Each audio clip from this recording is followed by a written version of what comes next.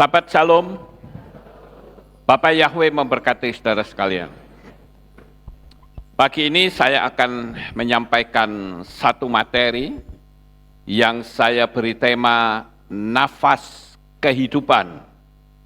Di situ saya tulis dua kalimat, ruah dan nefes. Tentu kita yang hadir pagi hari ini pasti semua bernafas, bukan? Ada nggak yang datang ke sini tanpa bernafas? Pasti tidak ada ya. Nah, kata nafas itu bisa diterjemahkan dengan dua kalimat itu, saudara-saudara, yaitu ruah dan nefes. Karena ini ada sangkut pautnya. Di dalam kitab Romim atau Roma pasal 8 ayat 11 dikatakan, namun jika roh Dia yang telah membangkitkan Yesua dari antara orang mati berdiam di dalam kamu, Dia yang telah membangkitkan Hamasiah dari antara orang mati akan menghidupkan juga tubuhmu yang fana melalui rohnya yang berdiam di dalam kamu. Artinya, selama kita masih bisa bernapas, sebetulnya kita tidak sendiri, tetapi ada Tuhan yang berdiam di dalam kehidupan kita. Karena nafas yang kita lakukan tiap hari, bahkan tadi saya tanya saudara kesini bernapas atau tidak, saudara jawab bernapas. Itu yang saudara lakukan bernapas tiap detik, tiap menit, itu sebetulnya adalah kehidupannya Tuhan sendiri. Sekali lagi, ini yang kuncinya di sini, saudara. Bahwa kita bisa bernafas, kita bisa sampai di sini, coba kita sadari bahwa kita bisa bernapas, itu adalah kehidupannya Tuhan sendiri. Saya bacakan ayatnya supaya mantap. Beresit pasal 2 ayat yang ke-7 dikatakan begini. Dan Yahweh Elohim membentuk manusia dari debu tanah. Lalu Dia menghembuskan nafas kehidupan ke dalam lubang hidungnya dan manusia itu menjadi jiwa yang hidup. Jadi kalau kita bisa hidup seperti sekarang, bisa jalan ke pasar, ke toko, ke warung, ke kebun, ke sawah. Itu nafasnya Tuhan loh saudara. Menurut ayat ini, ya. Di dalam teks bahasa Ibrani dikatakan, Wayisher Yahweh Elohim et ha'adam, par min ha'adamah, wayipah be'apau nismat hayim, Waihi ha'adam le nefes hayah. Perhatikan kata nefes hayah. Menjadi jiwa yang hidup. Jadi, bisakah kita menyadari bahwa saat kita bisa pergi kemana-mana, bahkan kita duduk bernafas, tarik nafas, hembuskan nafas, itu miliknya Bapa Yahweh. Paham nggak Bapak Ibu? Ya. Nah, kata lenefes, saya mencoba untuk lihat di dalam teks bahasa Inggrisnya itu diterjemahkan apa. Dan di sana bisa diterjemahkan kata breath, desire, creature. Artinya nafas, keinginan, dan makhluk. Jadi ketika kita menginginkan sesuatu, itu juga adalah sama seperti keinginannya Tuhan. Tentu keinginan yang baik. Paham nggak Bapak Ibu? Nah sekarang yang jadi pertanyaan adalah, apa yang menyebabkan orang itu frustrasi? Karena orang tersebut tidak menyadari bahwa selama kita masih bernapas, berarti tetap ada penyertaan Tuhan. Sehingga dengan frustrasi, Berarti secara alam roh tidak mengakui akan adanya kehidupan Tuhan di dalam dirinya. Maka yang terjadi, orang tersebut mengakses kepada dunia kehancuran.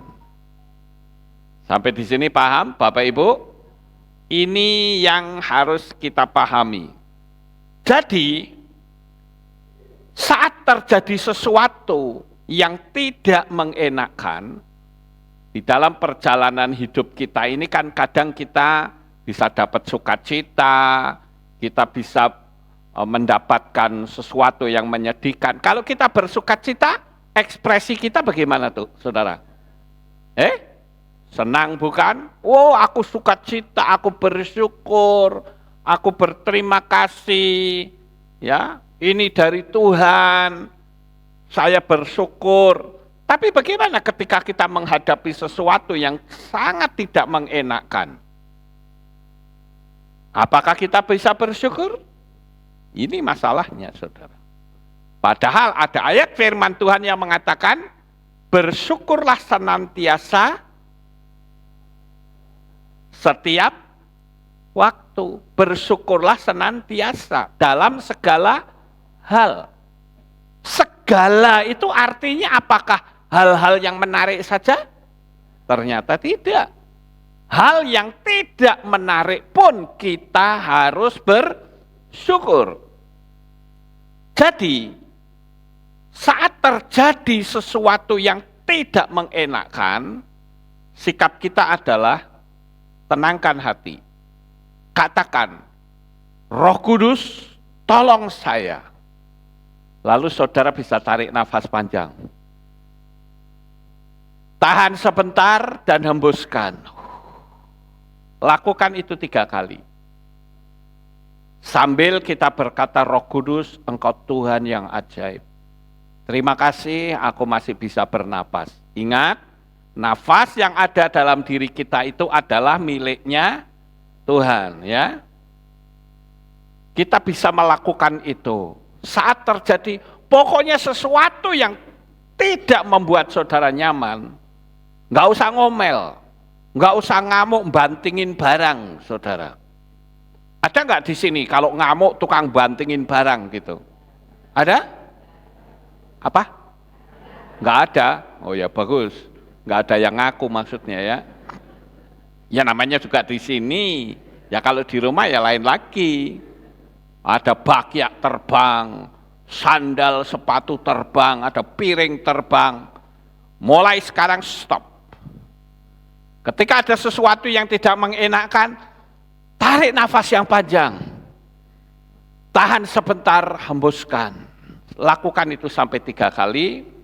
Lalu saudara katakan, aku milikmu Bapa Yahweh, pemilik Syamayim dan alam jagat raya ini. Bisa juga saudara membayangkan betapa dahsyatnya pembelaan Bapa Yahweh kepada bangsa Israel saat melewati lautan Kolsom. Kan gambarannya di video kan sudah ada, ya kan? Saya nonton video itu mungkin 10 kali ada, saudara. Di adegan waktu Moshe membawa bangsa Israel melewati lautan Kolsom. Dan setiap kali saya nonton video itu, di adegan itu, hati saya bergetar luar biasa dan saya mengagumi akan kemahadahsyatannya Bapa Yahweh. Jadi untuk menghadapi masalah saudara, Bapa Yahweh kesulitan enggak ya kira-kira? Tidak. Ya kalau tidak kesulitan, apalagi tahu nafas hidupnya ada dalam diri kita, ngapain kita frustrasi? Betul enggak Bapak Ibu? Jadi saat saudara masih bernapas, berpikirlah bahwa kamu masih memiliki pengharapan, memiliki damai sejahtera, kebenaran dalam hidupmu sepanjang hari. Sekarang bisa nggak kita praktek pagi ini? Sebentar saja. Saudara tarik nafas ini. Tahan sebentar, hembuskan. Pelan-pelan. Ayo praktek. Ya, saya kasih aba-aba, saudara lakukan. 1, 2, 3. Tarik nafas yang panjang, tahan sebentar, hembuskan. Tarik nafas yang panjang, tahan sebentar, hembuskan. Sekali lagi. Tarik nafas yang panjang, tahan sebentar, hembuskan. Nah, Bapak Ibu, cukup. Saudara terasa nyaman enggak kira-kira? Tapi coba, kalau orang sedang marah, bisa enggak nafasnya seperti itu? Enggak, pasti ngos gitu kan. Cepat sekali, saudara. Daud menulis di dalam kitab Tehillim atau Mazmur, pasal 19 ayat 2. Langit mewartakan kemuliaan Elohim, dan cakrawala menyatakan perbuatan tangannya. Perhatikan kalimat cakrawala. Ada udara, ada kehidupan, ada energi untuk bisa bikin manusia tetap hidup. Jadi udara yang ada ini juga merupakan pemberian Bapa Yahweh. Kita bersuka cita tiap pagi kita bisa datang ibadah, tarik nafas udara segar. Bukankah ini sebuah anugerah dari Bapa Yahweh? Markus 12 ayat 28 sampai 30 dikatakan, dan setelah mendengar mereka berdebat, ketika mengetahui bahwa dia menjawab mereka dengan jitu, salah seorang dari para ahli kitab itu sambil mendekat menanyai dia, manakah perintah yang terutama dari semuanya? Dan Yesua menjawab kepadanya, yang terutama dari semua perintah adalah, dengarlah hai Israel, Yahweh lah Elohim kita, Yahweh itu Esa. Dan kasihilah Yahweh Elohimu dengan segenap hatimu, dengan segenap jiwamu, perhatikan kata jiwamu, dan dengan segenap akal budimu, dan dengan segenap kekuatanmu. Inilah perintah yang terutama. Jadi di situ untuk kita bisa merasakan kasih Bapa yang begitu luar biasa, kita bisa melihat bagaimana kita hidup di dunia adalah karena pemberian dari Bapa Yahweh. Nafas yang diterjemahkan dengan jiwa, ya, atau nefes di dalam Tehillim pasal 42 atau Mazmur ayat 2 sampai 3 dikatakan, seperti rusa merindukan sungai yang berair, demikianlah jiwaku, perhatikan kata jiwaku, merindukan Engkau ya Elohim. Jiwaku haus kepada Elohim yang hidup. Bilakah aku datang di hadapan Elohim? Nefes bukan cuma memiliki arti nafas atau jiwa, tetapi juga kehidupan manusia yang diberi kehidupan melalui nafasnya Tuhan. Saya sengaja tayangkan gambar ini cukup lama, saudara, supaya saudara selalu ingat bahwa kita bisa hidup karena ada nafas Tuhan. Manusia terkadang ketidaktahuannya, sehingga dengan ketidaktahuannya itu dengan mudah kita bisa marah sama Tuhan. Karena Tuhan itu kadangkala kalau bekerja menyelamatkan kita itu dengan berbagai macam cara. Tetapi karena kita tidak ngerti, sehingga kita mudah marah, kecewa, dan frustrasi, serta menghujat Tuhan. Saya ingin menceritakan sebuah kisah. Dan kisah ini sebetulnya adalah kisah nyata, tapi saya kaburkan nama orangnya. Ada seorang bisnismen yang mau pergi keluar kota untuk bertemu dengan klien bisnisnya. Dan di dalam perjalanan ke bandara, ternyata dia terkena macet. Padahal pesawat 30 menit lagi akan take off. Apa yang terjadi dengan bisnismen ini, saudara? Dia berkata, wah, gua pasti terlambat nih kalau kayak gini caranya. 30 menit tapi macetnya luar biasa. Dan betul, saudara. Begitu dia sampai di bandara, pesawat jamnya sudah lewat. Dia coba untuk berlari. Dan ternyata begitu sampai di ruang tunggu, dia melihat masih banyak orang yang duduk di situ. Dan tertulis, pesawat delay 2 jam. Waduh, ini bisnismen ini marah-marah. Udah macet, kena delay lagi. Ya tentu saja semua kebun binatang keluar, saudara-saudara. Akhirnya setelah 2 jam, pesawat benar-benar berangkat. Dan sampai di kota tersebut dia berlari mengejar taksi.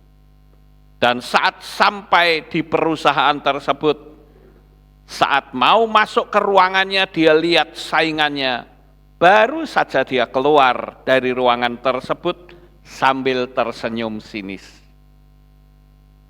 Calon kliennya bilang, wah maaf ya Pak, Anda terlambat 3 jam. Kami sudah deal dengan Bapak yang barusan masuk tadi, dan orang itu adalah kompetitornya. Ya. Kompetitor itu lawannya, saudara. Lawan bisnisnya. Orang ini jengkelnya luar biasa. Dia marah kepada Tuhan. Aku hari ini mengalami kerugian ratusan miliar. Aku punya hubungan dengan perusahaan besar gagal hanya karena pesawat delay, macet. Aku betul-betul mengalami kerugian yang hebat. Dia marah kepada Tuhan. Dia merasa saat itu juga langit terasa runtuh. Kecewa sambil ngomel. Udah macet, delay, sekarang gua gagal bekerja sama dengan perusahaan yang hebat ini. Dia pulang kembali ke kotanya dengan sangat kesal sekali. Marah sama Tuhan. Kenapa hal ini Tuhan izinkan?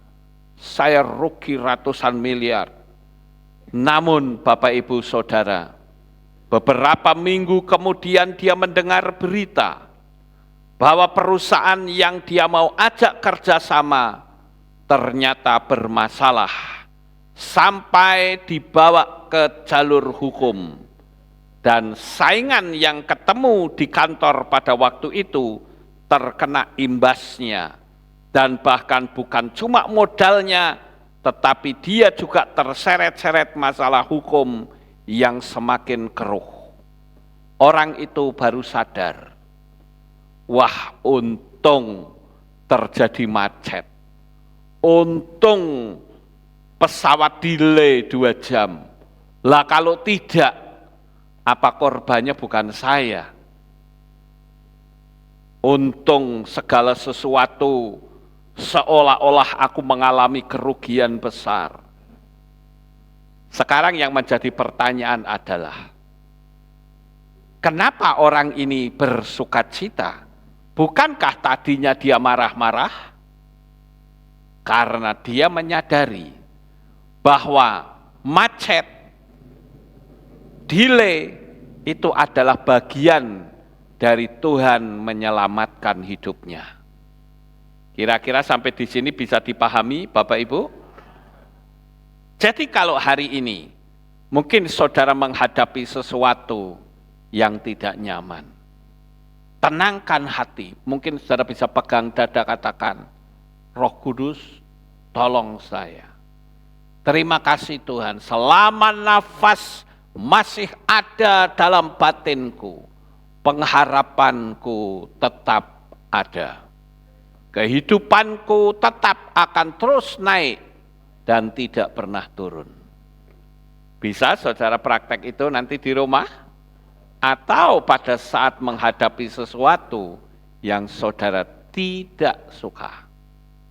Ingat, nafas yang saudara miliki bukan milikmu sendiri, tetapi milik Bapa Yahweh. Nah, Bapak Ibu yang terkasih, sikap apakah saat saudara menyadari akan hidup dan saudara masih ada di dunia ini? Atau setidak-tidaknya dari materi yang saya bagikan pada pagi hari ini, apa yang bisa kita tarik kesimpulan di dalamnya? Saya menemukan ada beberapa hal. Yang pertama, kita harus selalu bersyukur. Bukankah kita masih hidup? Bapak Ibu saudaraku yang terkasih, firman Tuhan mengajarkan kepada kita bahwa kehidupan kita ini adalah kehidupan yang Tuhan beri dalam kitab Matius pasal 6 ayat 26 sampai 34 dikatakan demikian. Amatilah burung-burung di langit yang tidak menabur, tidak pula menuai, bahkan tidak mengumpulkan ke dalam lumbung. Bapa surgawimu memelihara mereka juga. Bukankah kamu lebih bernilai dari mereka? Dan siapakah dari antaramu yang dengan khawatir sanggup menambah 1 hasta pada usianya? Dan tentang pakaian, mengapa kamu khawatir? Perhatikanlah bunga bakung di padang. Bagaimana mereka tumbuh? Mereka tidak berjerih lelah, bahkan tidak memintal. Tetapi aku berkata kepadamu, bahwa Salomo pun dalam segala kemuliaannya tidak berbusana seperti salah satu dari mereka. Namun jika rumput di ladang yang ada hari ini dan esok dilemparkan ke dalam perapian, Elohim mendandaninya demikian rupa. Bukankah kamu lebih lagi, hai yang kurang iman? Sebab itu janganlah khawatir dengan berkata, apakah yang akan kami makan? Atau apakah yang akan kami minum? Atau apakah yang akan kami pakai? Karena bangsa-bangsa lain mengejar semua itu. Sebab Bapa surgawimu mengetahui bahwa kamu membutuhkan semua ini. Namun carilah terlebih dahulu kerajaan Elohim dan kebenarannya, dan semuanya ini akan ditambahkan kepadamu. Oleh karena itu janganlah engkau khawatir akan hari esok, karena hari esok akan mempunyai kekhawatirannya sendiri. Kesusahannya cukuplah untuk sehari. Bukankah setiap tarikan dan hembusan nafas ada Tuhan di dalam diri kita? Makanya Tuhan katakan, baiklah kami menjadikan manusia menurut rupa dan gambar kami. Berarti kita ini adalah gambaran dari Tuhan. Kenapa ketika kita menghadapi sebuah peristiwa yang kita anggap itu suatu kegelapan, kita tidak menciptakan terang. Tetapi yang terjadi, kita ngamuk bantingin barang, ngerusak barang, malah tambah masalah baru. Betul nggak Bapak Ibu? Jadi ayo pagi ini, kalau saudara menyadari bahwa aku masih bisa bernapas, aku akan mensyukuri segala sesuatu. Yang kedua, merasakan bahwa selama masih ada nafas, berarti ada Tuhan yang bersama kita karena kita milik Tuhan. Apalagi kita kenal Bapa Yahweh. Bapa Yahweh akan selalu melindungi, menjaga kehidupan kita. Kita akan naik level yang lebih tinggi lagi. Karena di luar sana, ketika menghadapi sesuatu tidak mengenakkan, selalu yang terjadi adalah manusia berenergi negatif. Tapi berbeda dengan kita. Ketika kita menghadapi sesuatu, bukan energi negatif yang akan muncul, tetapi ucapan syukur. Dan kita akan mempraktekkan seperti apa yang diperintahkan Rabi Shaul, bersyukurlah senantiasa dalam segala hal. Yang ketiga, apakah saudara sudah memberesi dan menyelesaikan urusan hubungan saudara dengan Tuhan? Saat saudara marah-marah, saat saudara kecewa, saat saudara bahkan mau bunuh diri, seperti pengusaha bisnismen tadi yang saya ceritakan. Dia begitu marah dengan Tuhan, tapi begitu dia melihat ternyata yang akan dijadikan kerjasama justru bermasalah, baru dia menyadari ternyata yang nampaknya rugi bagi kita belum tentu, tetapi justru itu bagian dari penyelamatan kita oleh Tuhan. Yang keempat, jadi yang ketiga, kita harus melakukan pemberesan ke hadapan Tuhan. Amin. Yang keempat, apakah saudara menyadari bahwa semua kehidupanmu, semua ada dalam pemandangan mata Tuhan? Bahkan kitab suci mengatakan, sehelai rambut di kepala kita jatuh pun, Tuhan itu mengetahui. Kalau sehelai rambut jatuh saja Tuhan mengetahui, ketika kita berhadapan dengan masalah, Tuhan tahu atau tidak? Tetapi kenapa begitu banyak orang begitu menghadapi masalah, Tuhan di manakah engkau? Tuhan bilang nggak tahu, aku lagi ngumpet. Kan tidak mungkin, saudara. Tuhan itu tahu ketika rambut di kepalamu jatuh, dia ngerti. Dia tahu masalahmu, dia tahu isi hatimu, dia tahu segala-galanya tentang kita. Jadi, ayo, kalau saudara yang saat ini sedang menghadapi sesuatu, jangan ambil tindakan yang keliru. Apalagi sampai mau bunuh diri. Karena bunuh diri itu adalah jalan tol menuju ke neraka. Tetapi ketika saudara tetap bertahan dan meyakini betapa dahsyatnya Tuhan masih beri kehidupan kepada kita, maka peristiwa-peristiwa yang tidak mengenakkan itu menjadi sebuah cerita yang indah, yang sekali waktu saudara bisa ceritakan kepada banyak orang akan pertolongan Bapa Yahweh yang maha dahsyat.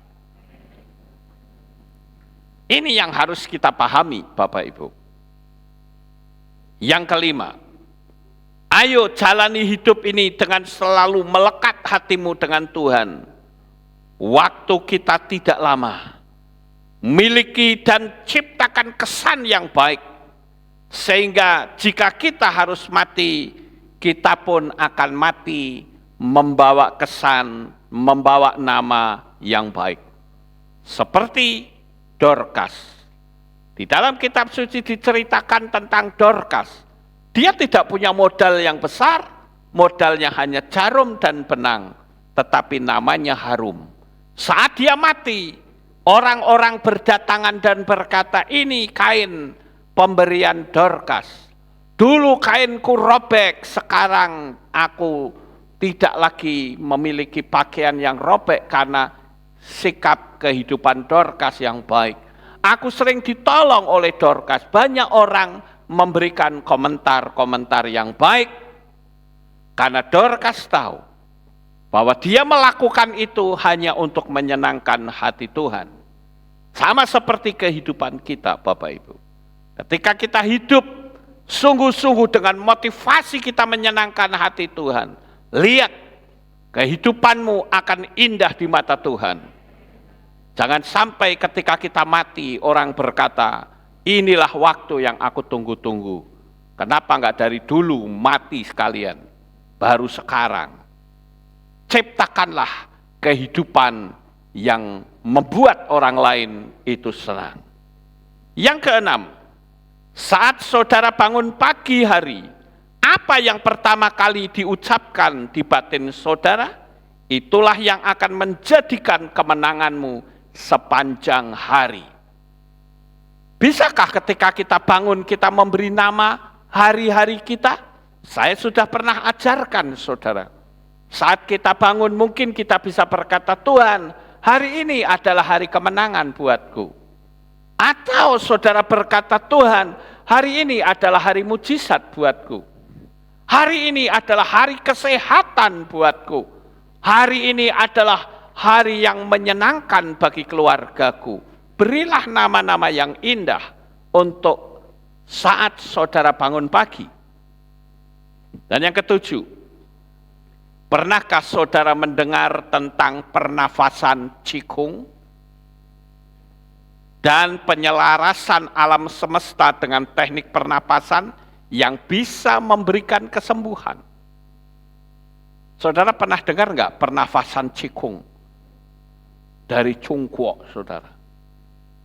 Di mana orang disuruh melatih olah nafas, tarik nafas, tahan sebentar, kemudian melakukan gerakan-gerakan. Kan ada kan?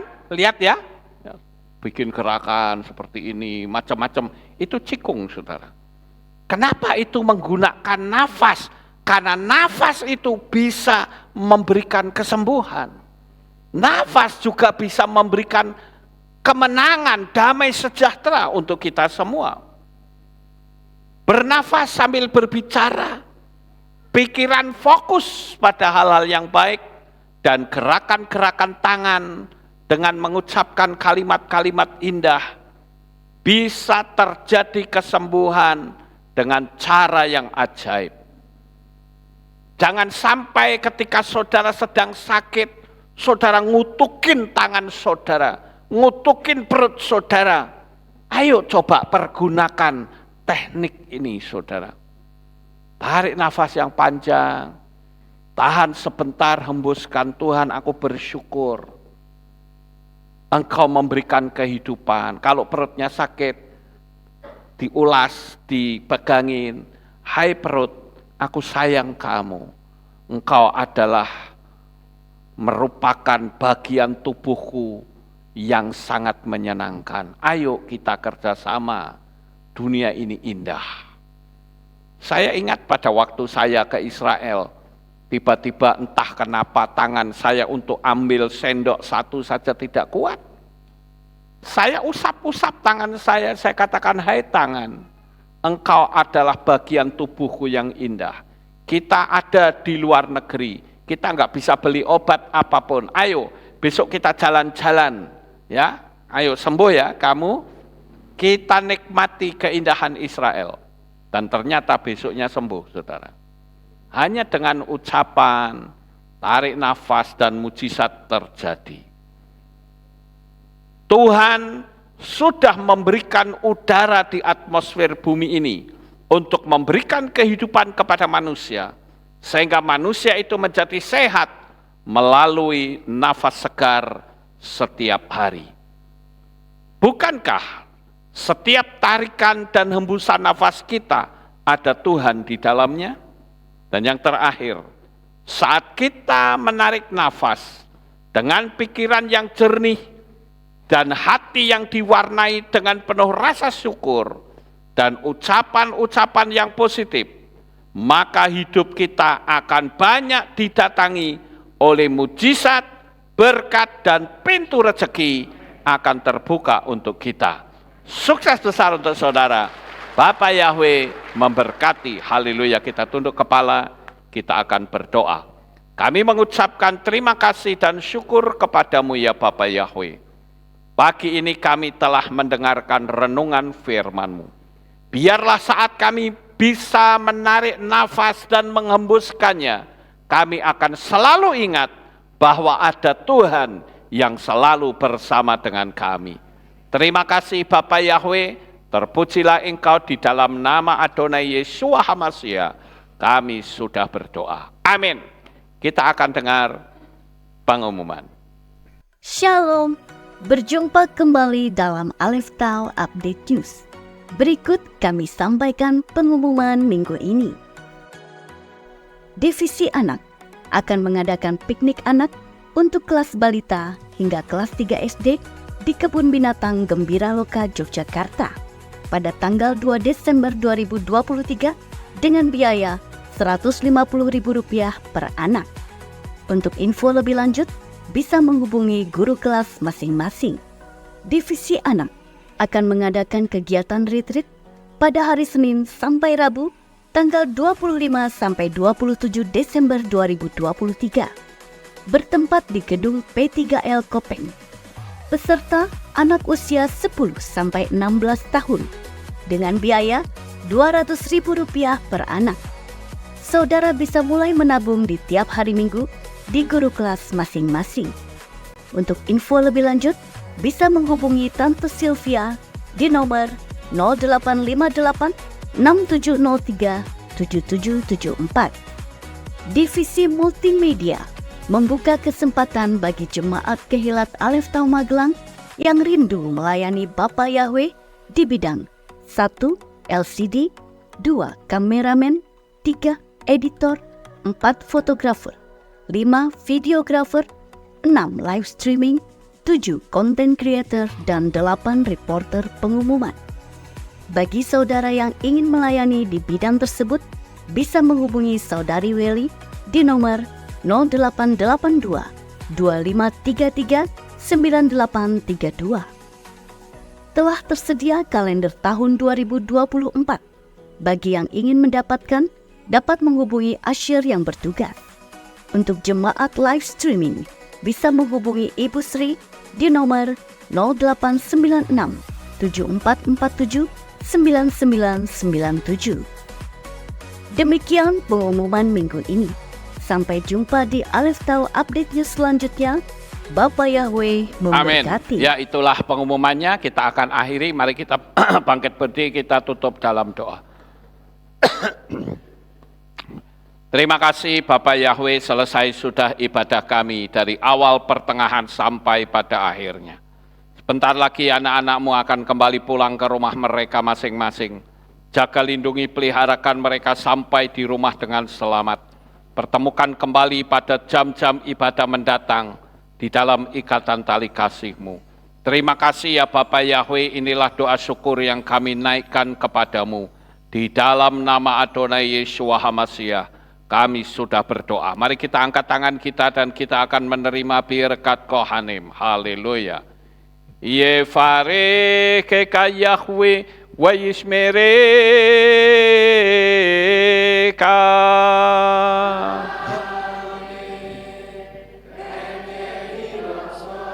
Yair Yahweh panau eleka wihuneka.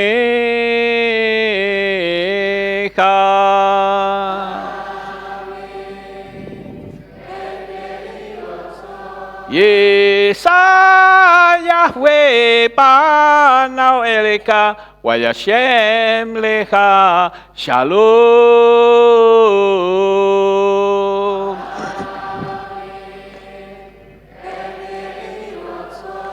Baruk atapa eru faruk atap besareh. Engkau akan diberkati di kota dan engkau akan diberkati di ladang. Baruk peripit neka ufriat matka ufri fahem teka syekar ala peka wa esterotsoneka.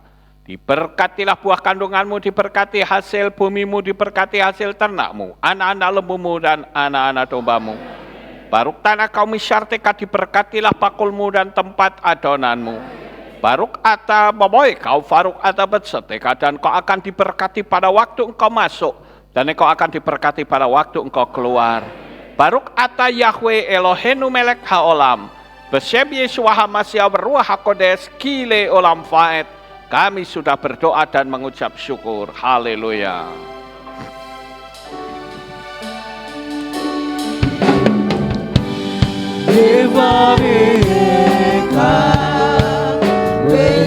mereka Yevareka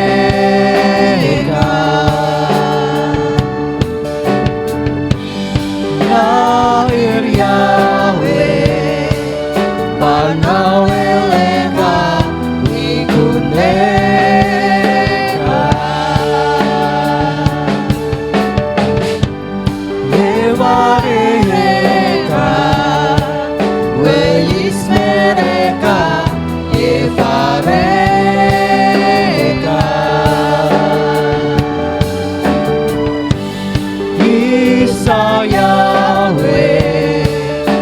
Wanaweleka wikuneka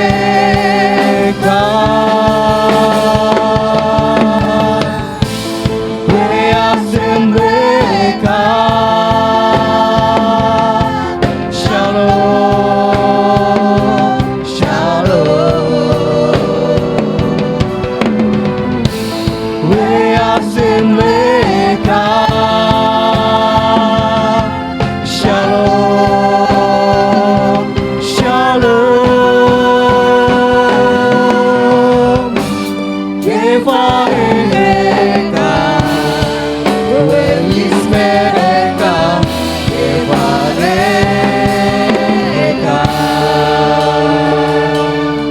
Amin, selamat pulang. Papa Yahweh memberkati. Amin. Tuhan yang Maha Kuasa, terima kasih atas kehadiran Bapak Ibu Saudara sekalian dalam ibadah bersama kami di Kehilat Alef Tau Magelang.